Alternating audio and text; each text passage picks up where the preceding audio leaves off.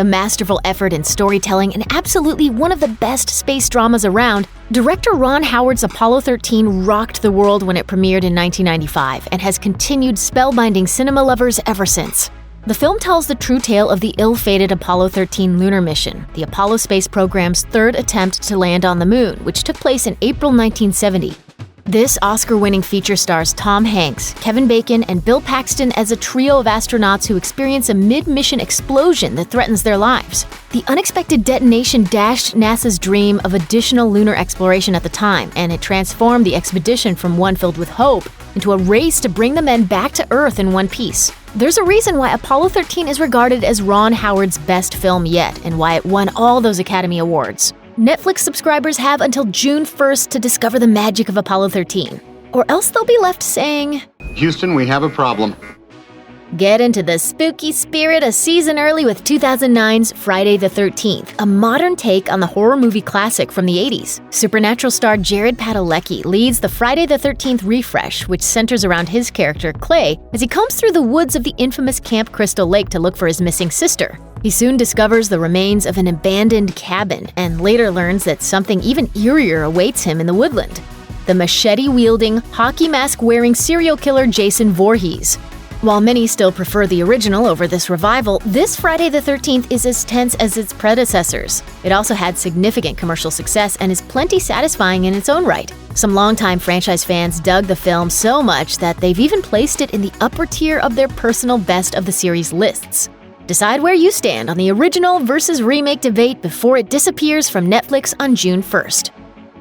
Before Will Smith was a big blue genie in Disney's live-action Aladdin, he was a bona fide leading man who played around in all sorts of film genres. One of his most memorable performances came in 2007's I Am Legend, in which Smith stars as a U.S. Army virologist who lives in isolation after a virus wipes out most of the world's population, and which turns the survivors into deadly creatures known as Darkseers. Aside from all the soul Smith poured into the film, I Am Legend also tickles the fancies of just about every kind of movie fan. It's post-apocalyptic, it's sci-fi, it's horror, it's drama, it's a gritty what-if story, and at times, it's genuinely funny. Those interested in catching it on Netflix have until June 1st before it's gone forever. No! No! No! Blending together fictional found footage and traditional cinematic storytelling, District 9 takes place in an alternate Johannesburg, South Africa, and addresses a number of heavy-hitting themes in the process. It tells the story of the South African government sequestering a group of malnourished aliens in an internment camp, featuring Sharlto Copley playing a bureaucrat working for the MNU Department of Alien Affairs. As his story progresses, the film explores what it means to be human and how segregation and xenophobia affects us all.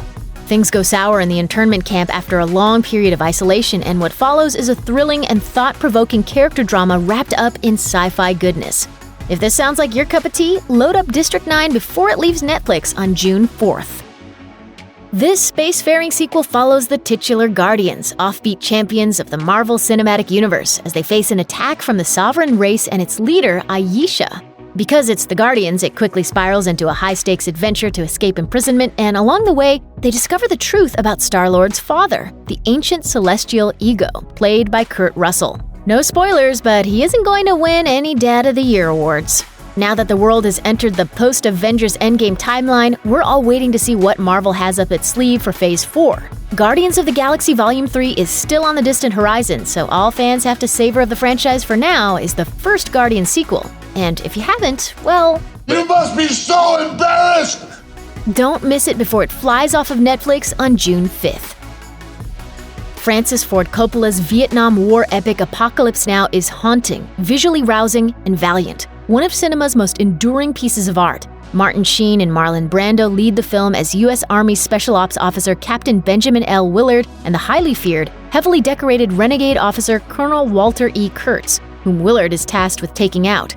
Though Apocalypse Now received mixed reviews upon its release in 1979, it went on to receive 8 Academy Award nominations. It was later preserved in the Library of Congress's National Film Registry and designated as culturally, historically, or aesthetically significant. Apocalypse Now is celebrating its 40th anniversary this year and will depart from Netflix on June 15th, so there truly is no better time to revisit it or watch it for the very first time. Check out one of our newest videos right here. Plus, even more Looper videos about your favorite movies are coming soon. Subscribe to our YouTube channel and hit the bell so you don't miss a single one.